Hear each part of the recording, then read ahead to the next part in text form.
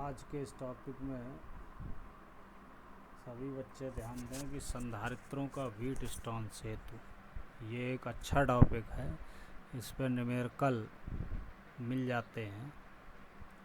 इसमें 5 संधारित्र होते हैं, C1, C2, C3, C4।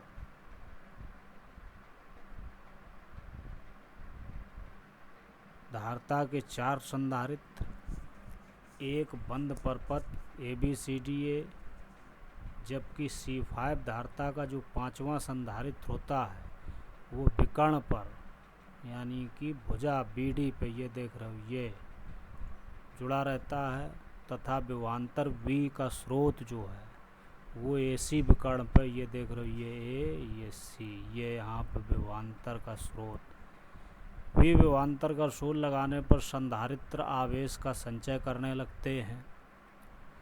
विशेष स्थिति में जब बिंदुओं B व D के विभव समान हो जाते हैं, ये यहाँ पे विभव लिखा हुआ है, तो विकर्ण भुजा BD में आवेश का प्रवाह नहीं होता है, अर्थात धारता C5 प्रभावहीन हो जाती है। इस दशा में व्हीटस्टोन सेतु संतुलित अवस्था में माना जाता है। ये जो रचना देख रहे हैं ये व्हीटस्टोन सेतु की है।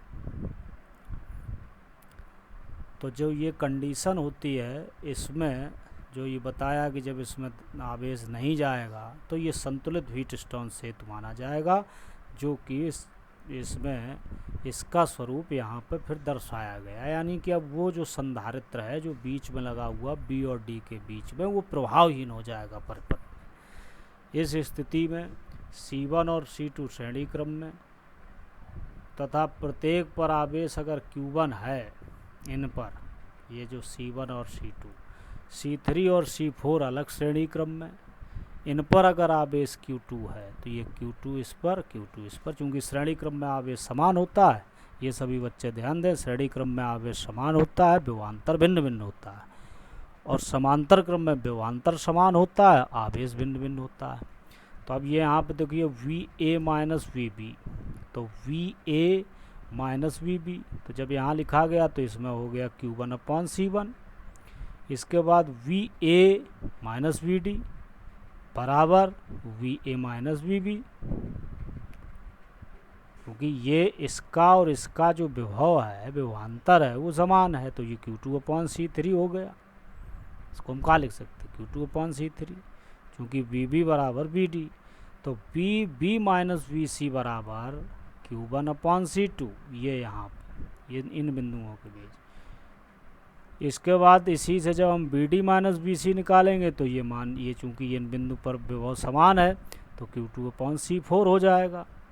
तो जब इसको हम समीकरण 1, 2, 3 और 4 समीकरण बना लिए, तो यहाँ से जब इनको हमने सॉल्व करना शुरू किया तो Q1/C1 बराबर Q2/C3, ये 2 मान बराबर हो गए।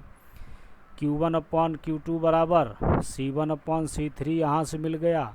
दूसरे को जब हम दूसरे और तीसरे की बात करें तो Q1/C2 बराबर Q2/C4, तो रिजल्ट मिल गया Q1/Q2 बराबर C2/C4।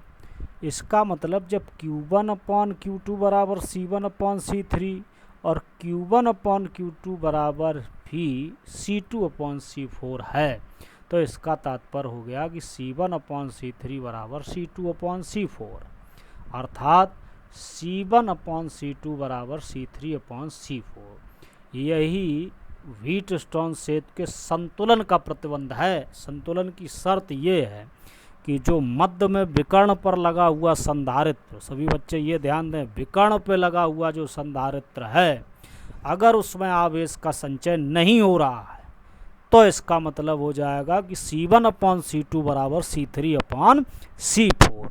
मतलब जो 2 श्रेणी क्रम में संधारित्र लगेंगे उनकी धारताओं का अनुपात बराबर उसी में शेष 2 भुजाओं पर लगी हुए संधारित्रों की धारताओं के अनुपात के बराबर माना जाएगा। इसलिए C1/C2 बराबर C3/C4। ऐसे सवाल अगर आते हैं तो इनको हम इस रिजल्ट के द्वारा सॉल्व करेंगे। उसमें बीच वाले विकर्ण पर जो संधारित्र लगा हुआ उसको हम निग्लेक्ट